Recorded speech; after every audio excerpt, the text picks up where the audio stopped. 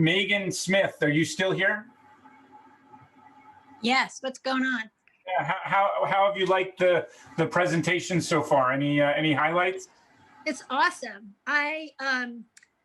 So many things. I love Elliot talking about how his passion was all the race car stuff, and eventually later he found his path to robotics and things. But it, just again that, and then Linnell talking about how there aren't divisions between the sciences, and that physics and biology with the virus work that she did, how it all belongs to, like, the universe doesn't ring bells between classes, but we do.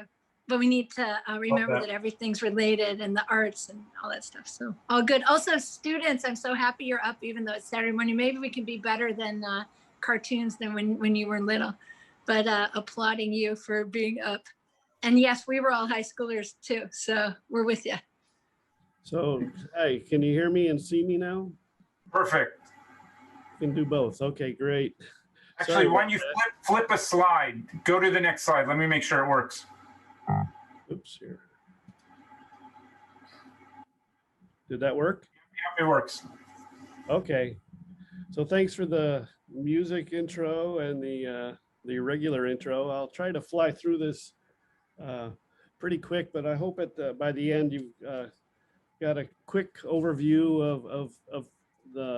of what we're doing here on this particular mission, and get excited about what NASA is up to these days. So I'm just going to go through this and talk a little bit about the development of the mission, some science, a little bit of the technology, and fly through some of the mission itself, and with a little discussion of the helicopter as an intro to what Travis is going to talk about, I hope. So first off, just to emphasize, NASA's all over the country. There are different centers across the country, headquartered in Washington, D.C., and you're probably familiar with the Kennedy Space Center and the Johnson Space Center. But there are other centers spread around, and I'm speaking to you from the Jet Propulsion Lab, which is in Southern California in the Los Angeles area here on the north side, kind of nestled up in the San Gabriel Mountains here. We have a campus in Pasadena, California. It's about 5,000 to 6,000 people working here. And oops, sorry about that. Sensitive mouse. And at JPL, within NASA, we're focusing on robotic space exploration. So not only Mars, but other bodies in the solar system, studying exoplanets, astrophysics, a lot of Earth science being done here. And of course, being able to communicate with a far-flung spacecraft around the solar system, you need an amazing communication system so that we have the Deep Space Network as well. But I'm going to focus on Mars and one particular aspect of Mars, which is the Perseverance rover, the Mars 2020 mission. Sorry, that's blocking some of the screen here. Sorry.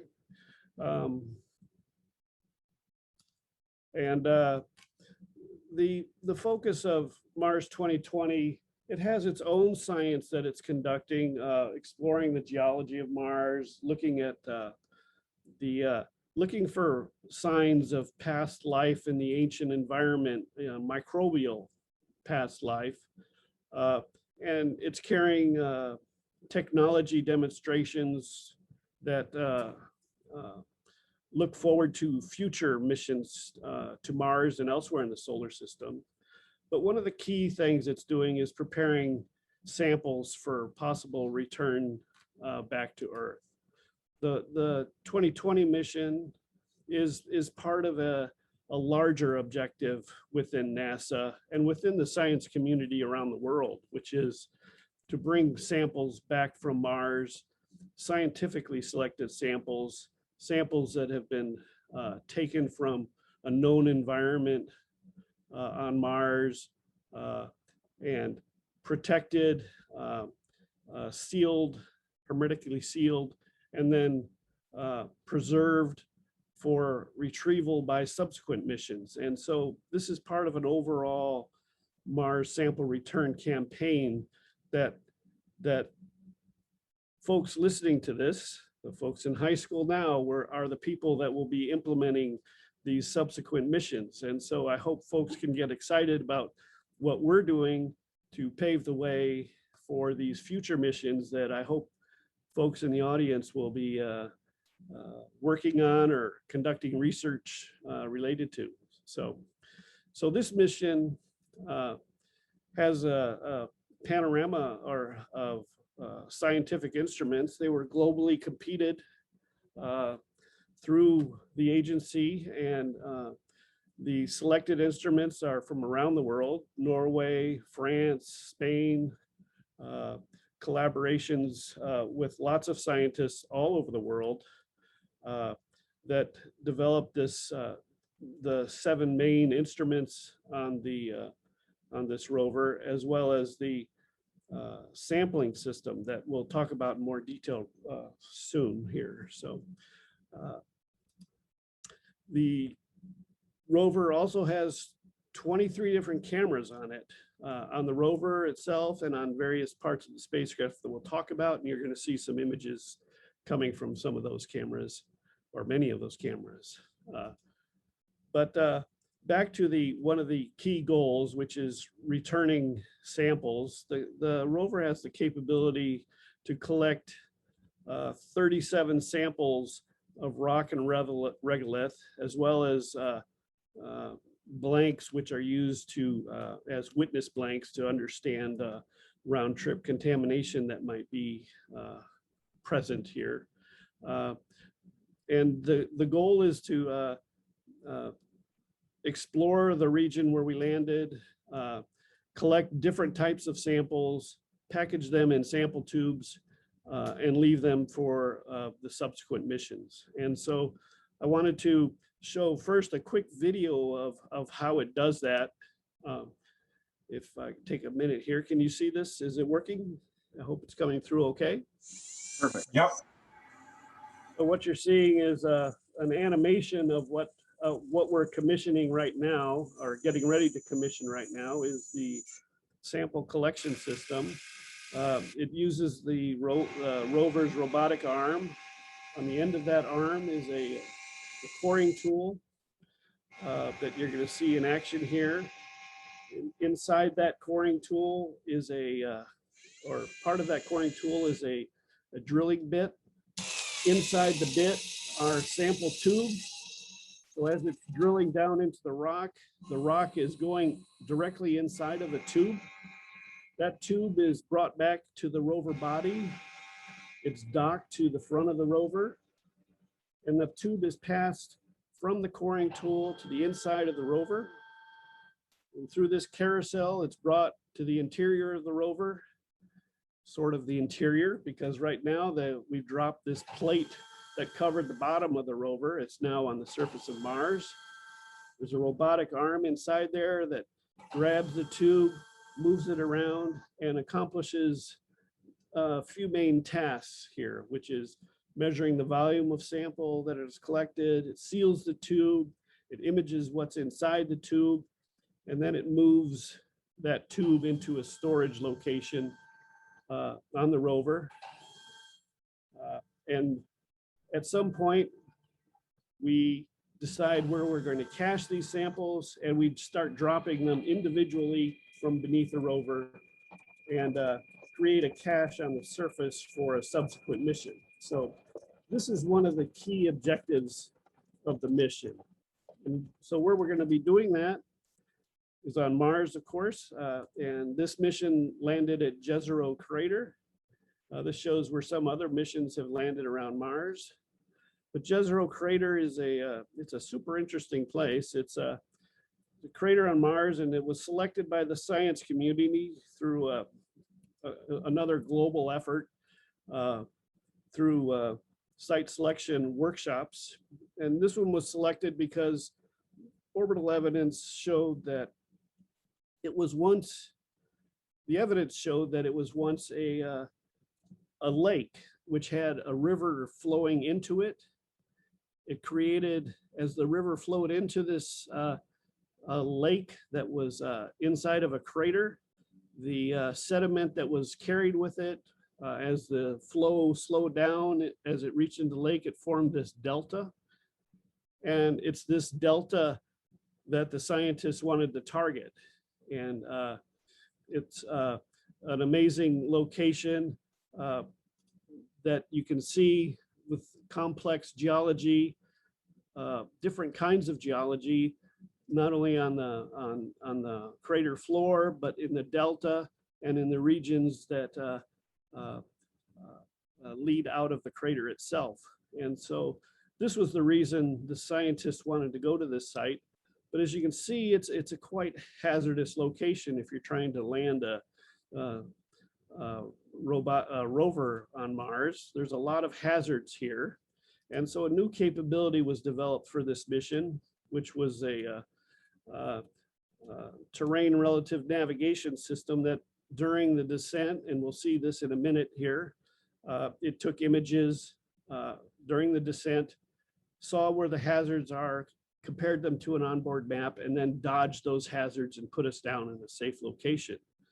And so we'll get to see that, how hazardous that site was in a second here, but it was a key feature of this mission to enable the location where we landed. So we launched in July of last year, and of course in the middle of the pandemic.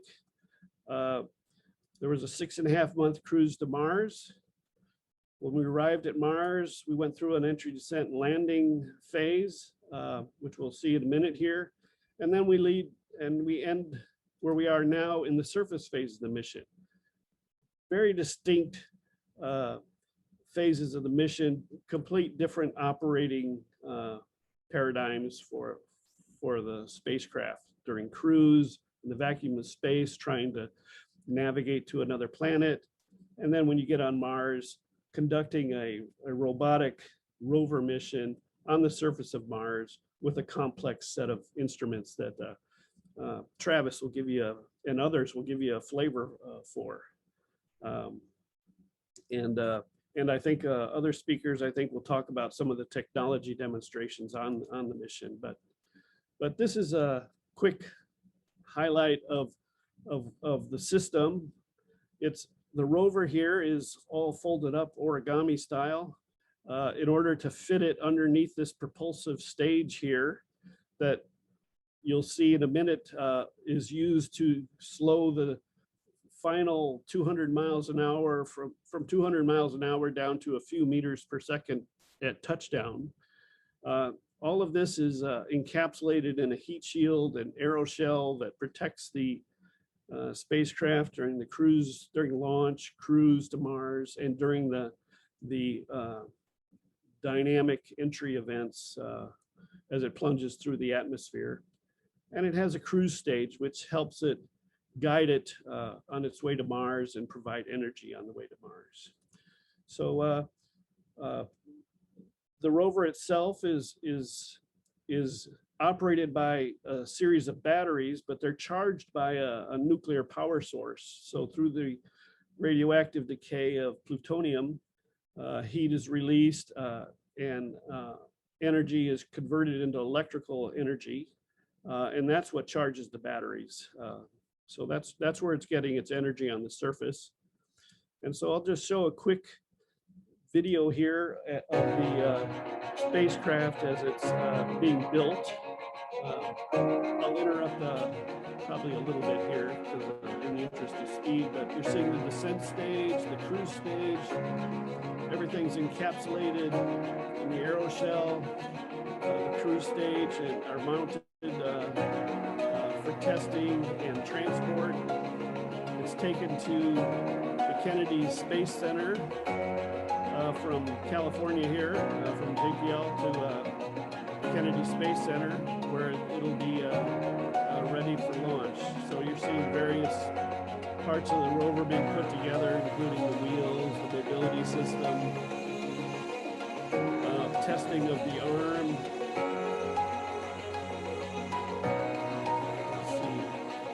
See the complex complex spoke structure of the wheel, which absorbs a lot of the energy from touchdown. The coring tool being tested. Here's the coring tool itself. This is the robotic arm and a number of instruments on the end of the arm. This is the remote sensing mast, cameras and science instruments on top of that. So this is the an image of the spacecraft just before it was encapsulated at the Cape.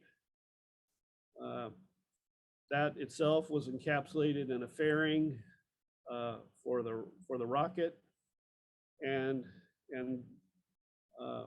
that's what. And on the 30th of July this past year, it was launched. And so I just show a quick clip of that launch, but just to Perseverance introduce rover the headed to next Mars, ready page. to ride a column of fire and smoke on its way to the red planet. This occurred. We had a 30-day opportunity, and this Perseverance of occurred humanity launching the 2 next weeks into generation that of robotic opportunity. explorers to the red Various, planet. little issues with the launch vehicle that caused a 2-week delay in the opening of the launch period. But it got off right in the middle, so that was good. And we have successful separation of Mars 2020 with the Perseverance rover. Okay, so I'll skip the rest of that in the interest of time. But what that rocket is doing, and I like to use the analogy of a quarterback throwing a ball to a wide receiver. At launch, the spacecraft, or the football in this case, is on Earth, and what you just saw was the launch vehicle putting a tremendous amount of energy into the football, which is our spacecraft. So the idea is you're launching, putting a bunch of energy initially into the spacecraft or the football. It's the equivalent of a quarterback's arm in motion with the ball, throwing a pass to a wide receiver. So in this case, at launch, we're here at Earth. Mars was here at launch, and we have a very short period. The launch vehicle does its job, or the quarterback completes his motion of throwing the ball, and from that point forward, it's on a ballistic trajectory. There's no further energy. It's under the influence of gravity of the sun. So it's in an arcing trajectory, just like a football is, going through the air. And the wide receiver, which is Mars in this case, is running its pattern, and we know its pattern very well. And we've thrown the ball and aimed the launch vehicle in such a manner that when the ball gets to the distance of Mars around the sun, the wide receiver, or Mars, has gotten to that same position and is ready to catch our football.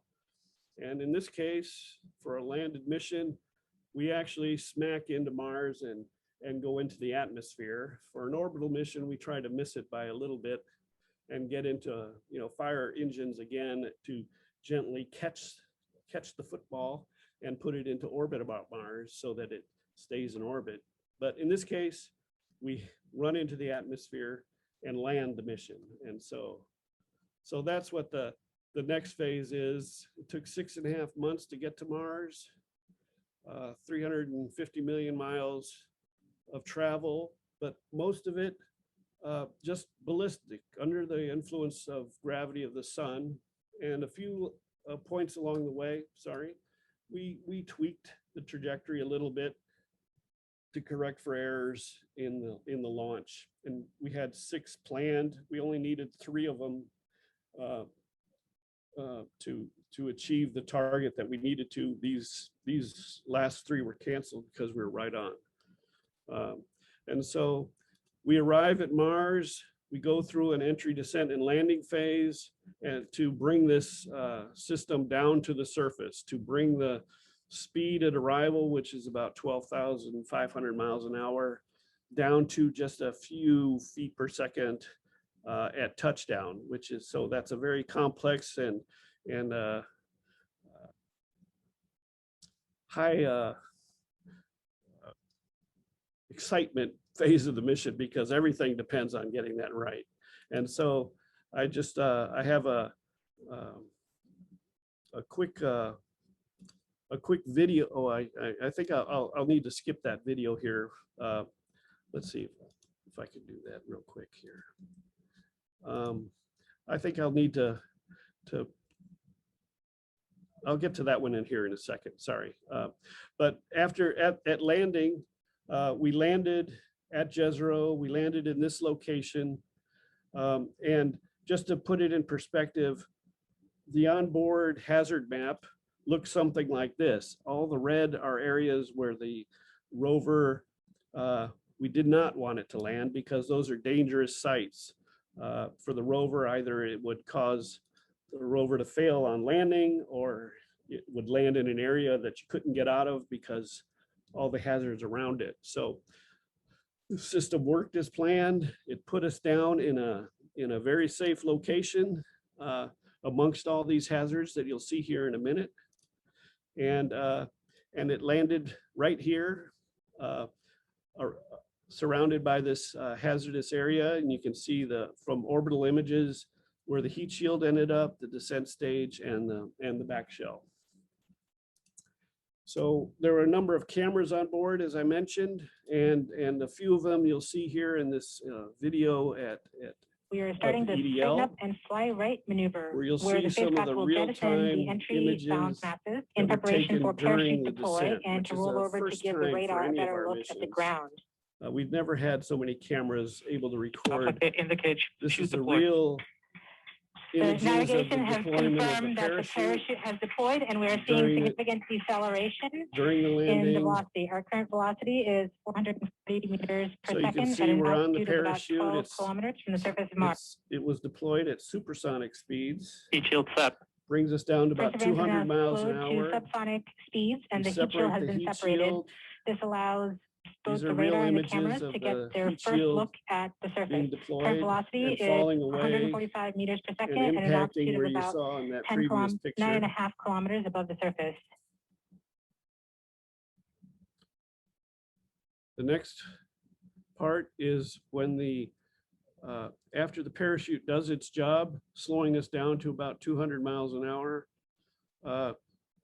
the whole system Net that's filter converge. Velocity solution 3.3 meters per second. encapsulating the Altitude rover 7.4 and the kilometers. Now propulsion has stage radar lock is on the ground. separated. Current velocity is about 100 meters per second, 6.6 kilometers above the surface. of Mars. So in a second here, you'll see the Perseverance is continuing to aero descend on the shell parachute. separate away We're from the coming up descent on stage, at which The point initialization of terrain relative propulsion navigation is and used to slow subsequently down the timing of the landing engines. the Our current vehicle the rest velocity of the is way. about 90 meters per And you second can at see an altitude of 4.2 as soon as kilometers. we get onto that descent stage and start using the propulsion system, valid. you'll There's see confirmation that the lander vision you'll system see has the produced a divert valid from solution as landing part in the of terrain relative hazardous area navigation. Priming. to EPA is the nominal. area where we have We a have safe timing landing. of the landing engines. So that's coming up right here. Back shell set. Current velocity So now the is back shell 83 is meters per separated. second at about 2.6 kilometers from the surface of Mars. 8 rocket confirmation engines that the on back the shell has descent stage separated. are ignited, We are currently performing the slows you divert maneuver. down. And Current now you velocity can is see about us 75 diverting meters per across the second at an hazardous altitude area of about a kilometer and off bringing the us surface of down Mars. into the safe area. Here in 50 Bravo. We have And completed our terrain then relative it comes straight navigation. down, Current speed is about and you can start 30 to see meters per here in a second, altitude second of about the 300 rocket meters plumes start interacting surface with the surface of Mars. Mars. And then We have started the our constant rover is velocity lowered from the accordion, descent which means we stage. are conducting the sky The crane, wheels are deployed, about to and conduct then the the sky crane rover is maneuver. gently set down on the surface. And you see Sky crane the maneuver has started. umbilicals are then cut. This is it being About 20 lowered meters down. off the surface. The umbilicals will then cut at the rover. The descent stage flies away and crashes, and the rover is left safely on the We're getting ground. signals from MRO. And so that's Tango Delta. that's where you Touchdown see here. confirmed. Perseverance safely on the surface of Mars, And so I hope ready to begin folks were seeking able the to see sands that. of past life. Back on February 18th when it happened. And you know, this was one of the images just before touchdown. And so I'll end with a few images here and with some of the helicopter, but this was the where we touched down. You can see where the rocket plume scoured the surface just as it hovered over our landing site. And I think one of the cool things was, you know, someone's walking along here and comes up and they see these tire tracks just appear out of nowhere, starting from the point where it landed and then driving around and leaving tracks all over the place. But it's kind of neat to think that, you know, it just pops out of thin air from someone's perspective if they happen to be on Mars. But anyway, this was the area we landed in. You can see all the hazards around us, but it put us down in a very nice, safe, flat area. And so I'm just giving you a few views of where it landed. This is Kodiak. It's what the scientists have named this rock. A panoramic view, which is capturing the top of the rover, the nuclear power source, communications devices. And so I'm going to end up with a few words about the helicopter, and then I'll turn it over to Travis here. The helicopter is another technology demo, in addition to Moxie, another technology demo that you hear about in a minute. The helicopter's, it's only two kilograms. It was designed to advance the technology of exploration of Mars by bringing in powered flight and aerial reconnaissance that might help us with operations. It was packaged and mounted to the bottom of the rover. It was encapsulated. Here it is shown on the bottom of the rover. It's mounted there at Kennedy Space Center. It was protected during landing by a pebble shield, a composite material pebble shield that covered it, that was deployed after landing. So after landing, there was a gravity release that allowed the helicopter to do its initial tip down, and then motors were used to drive it to vertical. The legs were deployed, and then the last step was firing some pyros to release it to the surface of Mars. And then the rover drove away quickly so that the solar panel on top of the helicopter could get exposed and it could start charging its battery. And so, so the helicopter was left on the surface, and here's an image of the helicopter on the surface taken by the robotic arm in a selfie with them all together. And so I think I'd like to leave, if I have a minute here, just to show a video of its first flight. Just yesterday, we got the data back from its fourth flight, but I don't have that handy here. But this is it on the first flight. You can see it here on the surface. The blades are, counter-rotating blades are spun up to about 2,800 RPMs to get enough lift in the very thin carbon dioxide atmosphere of Mars. And so it went up 3 meters or so, did a few rotations of its orientation, and then went straight back down for the first ever flight of a powered vehicle on another planet. And so that was an amazing thing to see. And what we'll hear from Travis is how the vehicle is operated in this environment. So that's where I'll leave it for now. And let Travis take over.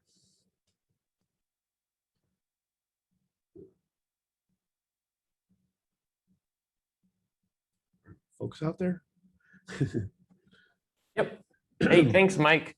John, I don't know if did you want to do an introduction or anything, or should I just jump right in? Why don't you just jump right in? Should I leave this up here, Travis, or are you gonna? Oh, I'm not going to show anything, Okay, so but I'll you leave probably this- should stop sharing. I think it'll jump to me if they're in like speaker view or something. You're spotlighted. Yay, great. Hello, everyone. Nice to meet you. I'm Travis Wagner. Thanks, Mike, for the awesome mission overview. Really, really cool videos there. For the frame rate on the landing video, it looked a little choppy, so you might want to go and check out the original one that's still up on YouTube. It's just gorgeous to look at that. So I'm going to take a kind of a different approach to my talk here, and we're going to take a little bit of a deep dive into rover operations and talk about kind of a little bit about what that first flight saw looked like from the perspective of the rover on Mars and the team that operates it. So in 1903, the Wright brothers made history when they completed the first powered flight in Kitty Hawk, North Carolina. And I wasn't around to witness this first flight, but I was part of something else that's some people have been calling the Wright brothers moment. I'm a mission planner at NASA's JPL, NASA's Jet Propulsion Laboratory, and I'm part of the team that operates the Perseverance rover that you saw landed on Mars earlier this year. I'm going to tell you the story of the first flight on Mars. At 9:18 a.m. local time, Perseverance rover wakes up to start Sol 58 of its journey on Mars. A day on Mars is called a Sol, and they've been counting up since the rover landed on Sol 0. The rover turns its antenna on and points it at the Earth, waiting to receive new instructions that it will carry out on that Sol. This happens every morning in the rover's life on Mars, but this is a special morning. That's because this is the Sol the Ingenuity helicopter will fly for the very first time, making it the first powered aircraft to fly on another world. This helicopter was carried by the rover, as Mike showed you in this presentation, on its way to Mars, but now the helicopter is separated and sitting alone on the surface a number of meters away. Over the past several weeks, the helicopter was carefully deployed onto the surface of Mars. Its systems were all checked out, and its blades were spun up to make sure it was ready for the flight. It was all leading up to this critical moment on Mars when the Ingenuity helicopter would finally experience the freedom of the Martian sky for the first time. All that's left to do now is for Earth to tell the rover what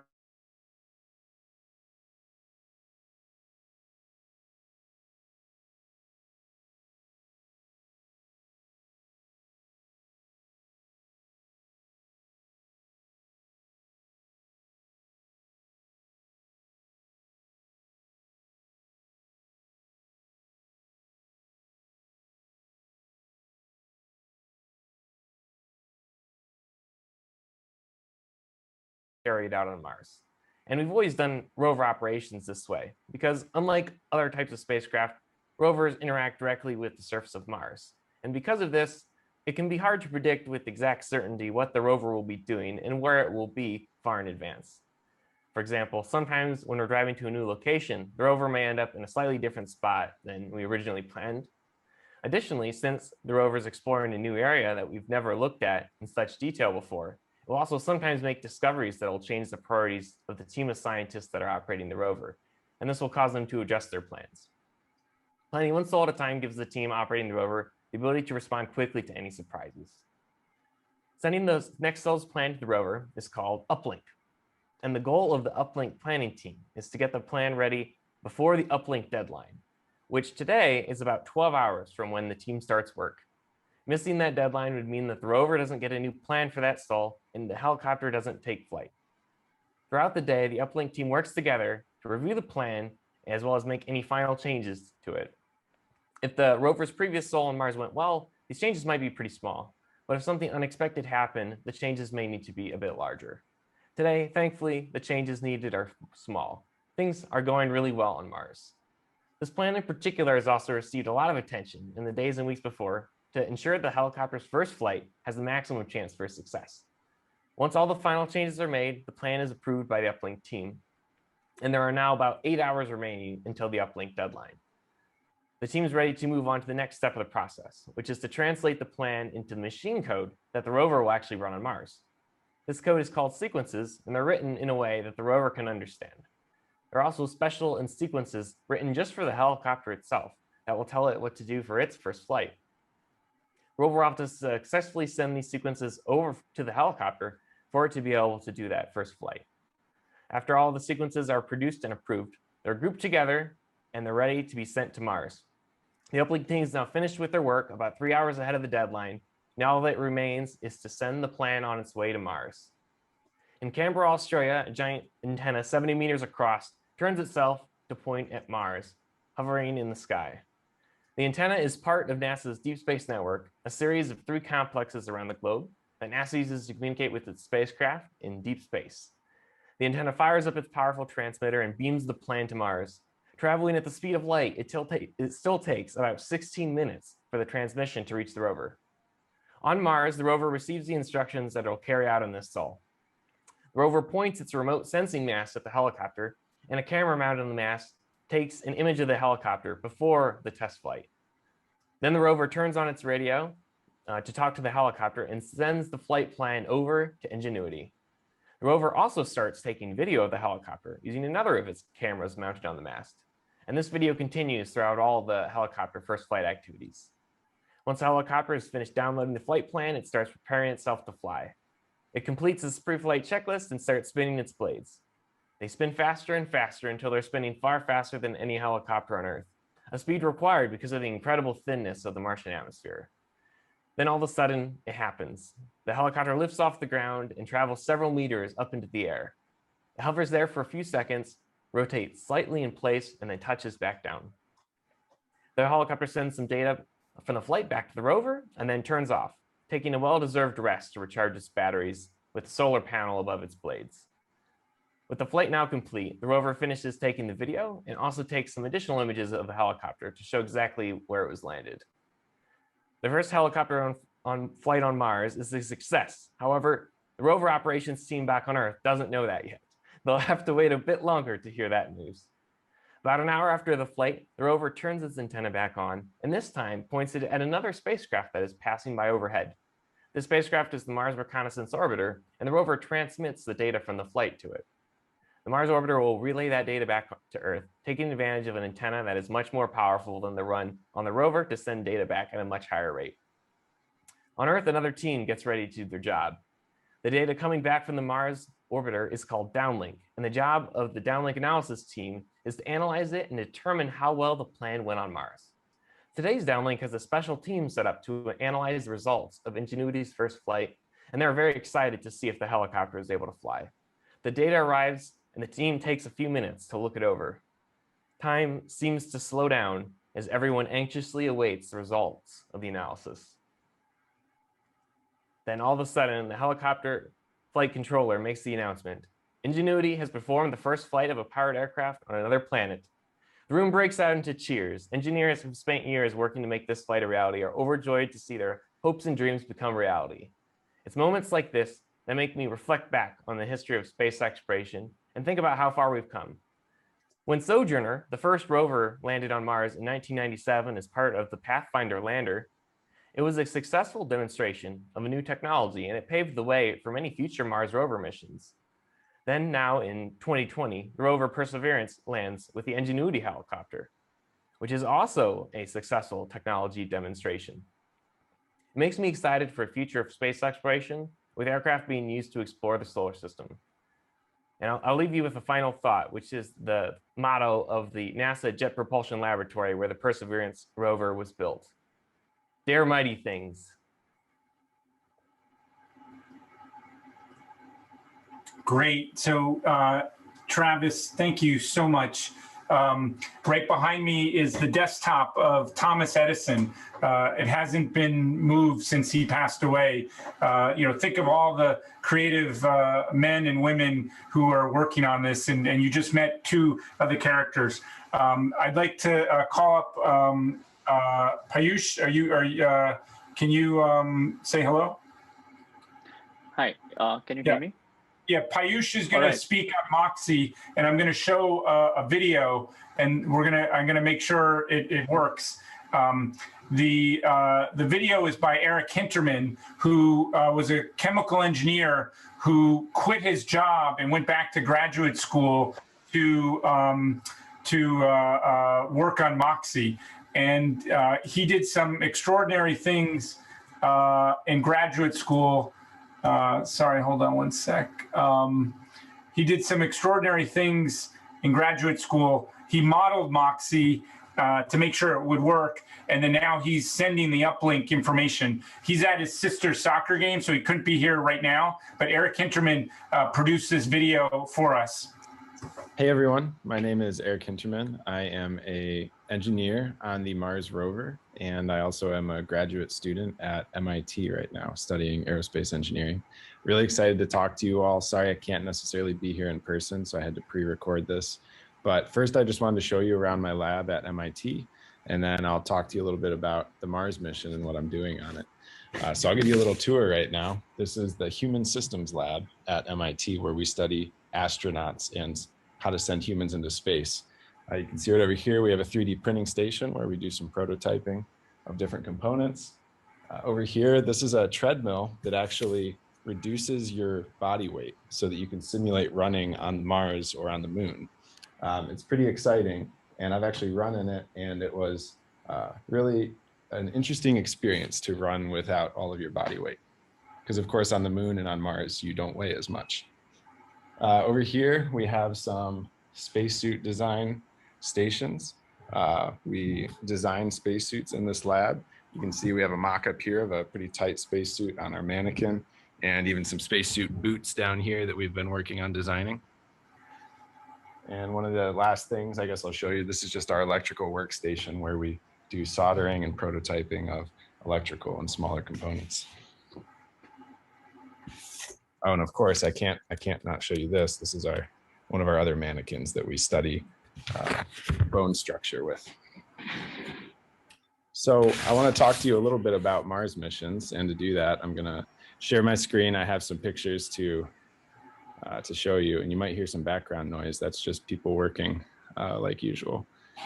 So let me go ahead and share this, and we'll get started. Like I said, I'm at MIT, and I don't know if you have heard of MIT, or if any of you maybe want to try and come to MIT for school, but it's a great place. This is kind of what the campus looks like. A lot of cool things happen at MIT, not just space related. So this is just a little video of some robot cheetahs that people have made. They're little miniature cheetahs, and they can jump, they can walk around, they can play games with each other. And this is just the students testing them out on Killian Court last year, which is kind of cool. They're just jumping around playing soccer. Here's just some clips of other cool things that happen at MIT. In the top left, you see self-driving cars. The person doesn't have their hands on the steering wheel, and this is hopefully going to be a reality. You know, in 10 or 20 years, there will be a lot of cars where people don't have to drive them, they'll drive themselves. So there's a lot of research at MIT for that. In the top right, you see 3D printing large structures. I showed you our little 3D printer back here in the lab, but actually MIT is also working on 3D printing full houses instead of building them in the normal way. You can see right there, it's building that up. It's pretty cool. It's not pretty, but it is a structure that somebody could live in. In the bottom left, you see a press testing the strength of different materials and different geometries. People are trying to build really lightweight but strong building materials, and then they get to crush them and it explodes, so they can figure out when it will fail. And then of course the cheetahs in the bottom right again. But what I work on, like I said, is space and on the Mars mission. And so I want to talk to you a little bit more about that right now. Really briefly, just some of you may be aware of this, maybe some of you aren't, but there have been several rovers sent to Mars in the past, and they're all really cool. The one on the left is Sojourner. It was really small. It only drove 1/60th of a mile an hour. So if you guys think about how fast you walk, it's about 3 miles per hour, 2 to 3 miles per hour. Try walking 200 times slower than that. Really slow motion. It's actually like, I don't think you could do it. You just sort of fall over. But that's how slow the Sojourner rover went. But even with that low speed, it still managed to take some pictures and drive around on Mars. And it was the first time it ever did that. So that was really exciting. Then Spirit and Opportunity were much bigger rovers, and they went a little bit faster, and they landed on Mars in 2004 on different parts of the planet. They discovered some cool stuff. So let me show you that. Spirit discovered these dust devils on Mars. They're basically like little mini tornadoes, and it took pictures of them going across the surface of Mars. It's the first time we had ever seen something like that. It's crazy to think this is another planet, right? Curiosity discovered these little, they call them blueberries, but they're rocks. The right picture is a zoomed in view of the left picture. But what's cool about these is they're only formed in flowing water. So this told us that in the past on Mars, there had to be rivers and lakes and flowing water. Even though there's none of that now, it's a dry planet as far as we know. In the past, there was probably lakes, rivers, even oceans on Mars' surface, which is pretty exciting. Then Curiosity rover landed in 2012, and it looks like this. It's really good at taking selfies of itself with Mars in the background. And the Mars 2020 rover, which just landed on Mars this past year, is imaged here. And it's really similar looking to Curiosity. And that's because Curiosity has been really successful. So now we have we have landed 5 rovers on Mars, the United States has, and 2 of them are still active.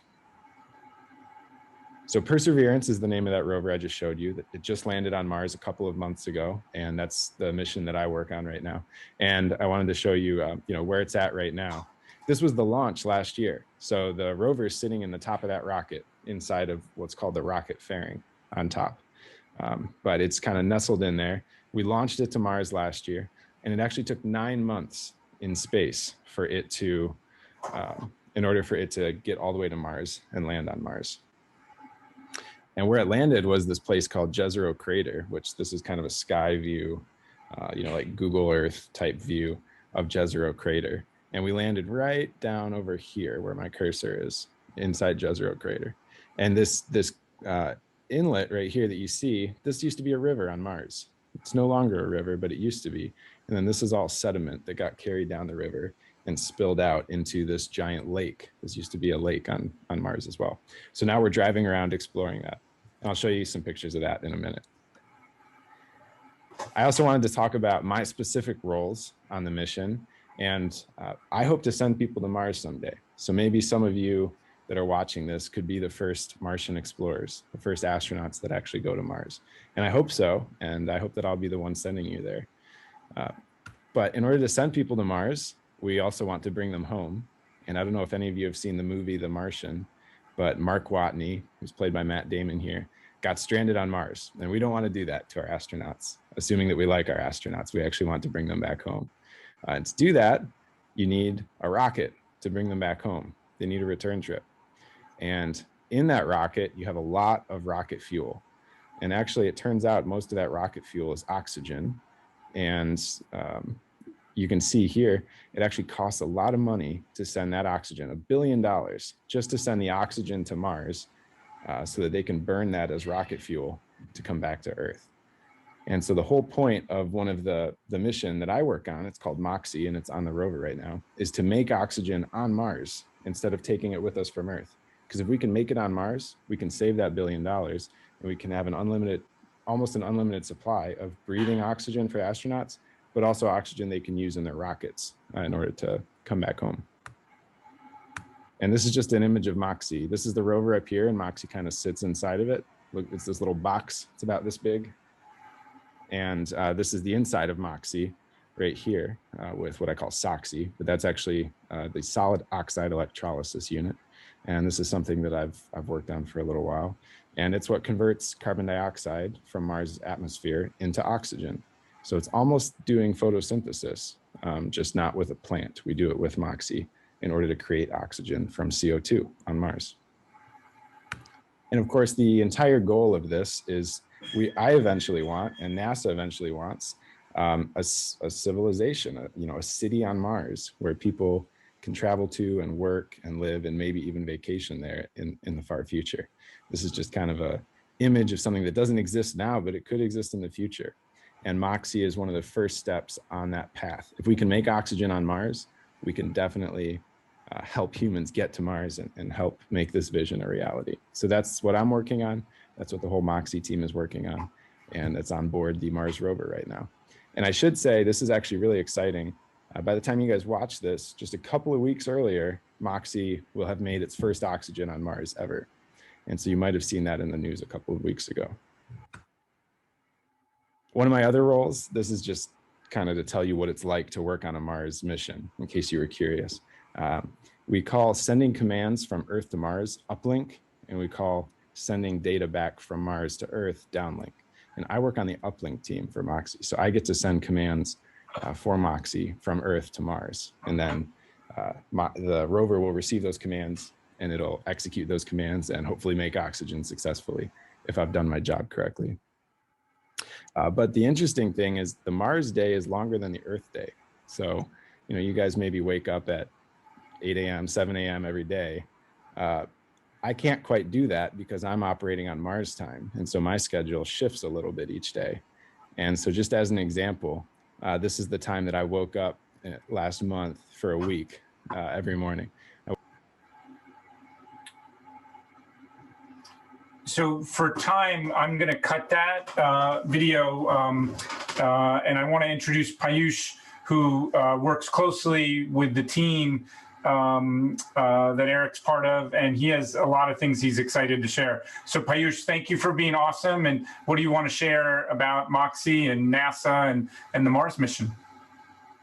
Yeah, thanks, John. Can you see my screen? No. Oh, Did you sorry. hit screen share? Yeah. Now we can, yeah. Just now. All right. And you can hear me as well. Yeah. So quick intro to myself. So my name is Piyush Khopkar. I'm actually from the professional standpoint, I'm a software engineer. I work at a company called MathWorks. We make MATLAB and Simulink.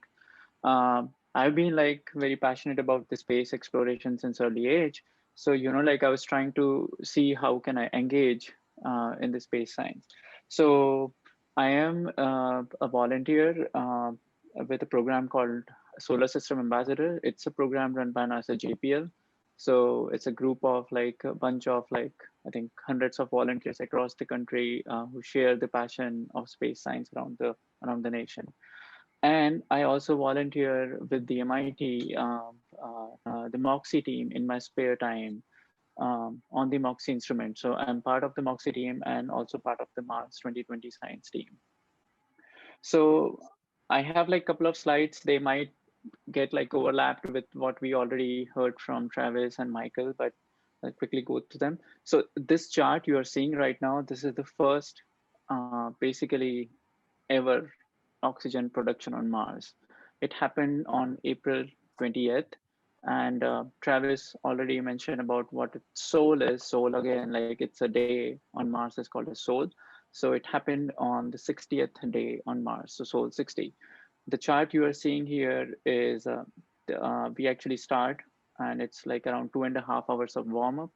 And then after that, the inclination we see here, that shows the oxygen production. So on the first run, we produce around like 5.37 grams of oxygen, which is kind of sufficient enough to keep an astronaut alive for 10 minutes. So now I'm gonna jump to like operations. So Eric previously was talking about like operating on Mars, and he was talking about, you know, like living the Mars time. So what everyone in the MOXIE team have been doing since past couple of months after landing is everyone was following the Mars time. So like we would used to, you know, like wake up sometime around 8 a.m. in the morning, or yeah, and that would kind of, you know, change every day because the Mars day is slightly longer than Earth day. So an example could be that if you are going to school at 8 a.m. in the morning today, then tomorrow you'll be going like 40 minutes after that. So, and that would kind of changes every day. So there will be one time when you will be actually going to school in the night. So that's how the operations kind of work in terms of like when it comes to operating on the Mars time. This is kind of a quick, kind of a cool GIF. It's a picture taken by Curiosity rover. It's a sunset. So I'm going to quickly go over like operating the Perseverance rover in context of MOXIE as well. So when we actually like planned the SOL, this is the SOL, we are going to produce oxygen. So we kind of send the command to the rover. So Eric basically works in the uplink part, and I work on the downlink part. So again, like as an uplink, in the uplink, we send all the commands we wanted to send to the rover, and the rover kind of listens to the command, it gets the sequence, and then it executes them. in this picture, you are actually seeing that the commands that were sent to the rover was, like use the robotic arm and take some pictures using the instruments on the robotic arm. In terms of with the context of Moxie, that the command would have been like run Moxie. So whenever that time comes, whenever we really like wanted to run Moxie, whenever that time comes on Mars, you basically turn on Moxie. Then basically like one of the ways of getting the data back from the rover is using the orbiters. So whenever like the orbiter approaches the rover, it kind of sends back the data to the orbiter, and then the orbiter kind of records the data and then it relays it back to Earth. And then again, like the context kind of shifts to like the other activities which are planned on the day. So then rover kind of continues the command in the plan. And then again, it may continue to work in the night, but it kind of sleeps like we all do. And then in the morning, it again like wakes up, it again relays back the data to the orbiter. And then that's how, like the rover kind of sends or communicate or talk to the orbiter. Now, I'm going to quickly also talk about like a couple of things on like how it's be on the operations team. So again, like we can take it in terms of the Moxie data as well. So whenever we like commanded that, oh, we wanted to run Moxie, and when we actually got the data back from the rover, so there were like bunch of people in the room, which is of course like Zoom call right now. So we kind of looked at the data. So what was planned yesterday, and then we kind of see what is basically the high level plan for the next few days, and like what really we want to achieve. So this is where like these are the group of dish antennas across the globe, which kind of receives the data from the rover and the orbiter. At JPL, there's a pipeline called the ground data system, which kind of gets the data from DSN, and like the end product is the science team who gets the data. You can also look at this data as all the cool pictures you see. So one of the cool facts about like all these Mars missions is you can actually go on the website of like the Mars exploration, the JPL one, and you can actually download all the raw images the rover is actually sending back to us. During the downlink assessment, again, like when we got the Moxie data, like a bunch of us kind of analyzed the data, and we kind of made inferences that did we really like make oxygen on Mars? And in terms of in context of the rover, it could be like if we wanted to take a picture of some rock, we kind of do the analyses based on the data, like whether the rover performed all the tasks and how is the health of the rover basically, and the instrument. So the team reviews the data, and then it decides what the rover should do when it wakes up tomorrow morning, and they work on all the plans. And then with the rover planner, and once all the plan is generated, like the data is sent to the uplink team, and basically the like all the products have been generated, validated, and verified, and the data again sent to the rover via uplink. So that's all I had about operating. So thank you. So Payush represents a software engineer who's in industry who found a way to be part of this. So you heard from two people that work at JPL, or three people that work at JPL, and then you met an ambassador. Thank you. The image behind me is where the U.S. Navy sent its first ships. So as we explore the universe, it's kind of nice to remember where we started from.